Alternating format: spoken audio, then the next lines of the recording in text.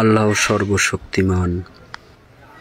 মহান আল্লাহ পাক রাব্বুল আলামিনকে স্মরণ করলে, শত ন্যায়ভাবে থাকলে মহান আল্লাহ পাক রাব্বুল আলামিন তার সকল গুনাহখাতা মাফ করে দিয়া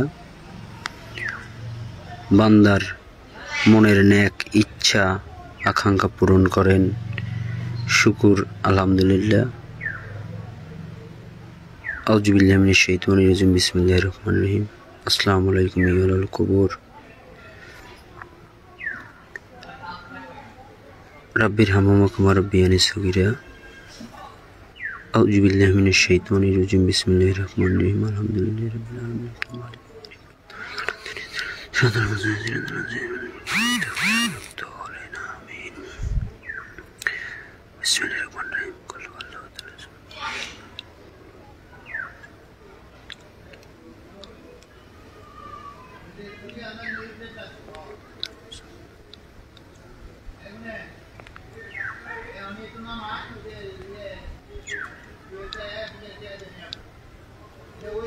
اللهم صل على محمد وعلى آله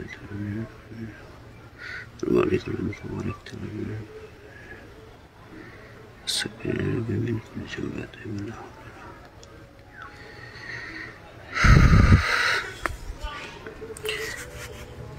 হে আল্লাহ, তুমি আমার আব্বু আম্মু সহ পৃথিবীর সকলকে মাফ করিয়ে দিয়া জান্নাতুল ফেরদৌস নসিব করো। হে আল্লাহ, এই যে একটা মাসুম বাচ্চার কবর, এই কবরকে স্মরণ রাখিয়া বলি, হে আল্লাহ, তুমি আমাকে মাফ করিয়ে দিয়ে হেদায়েত নসিব করো।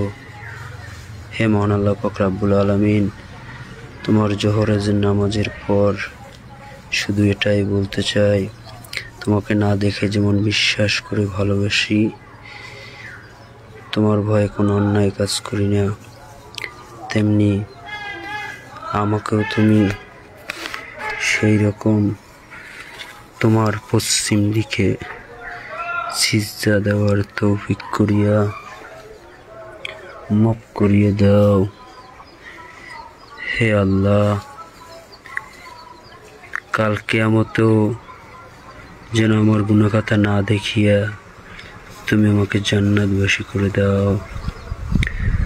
আল্লাহ, তুমি মহান, তুমি সর্বশক্তিমান। আজাজিল বা ইবলিস শয়তান তোমার লাগে বলছিল 60টি জাহান্নাম মানুষ দিয়ে ভরবে।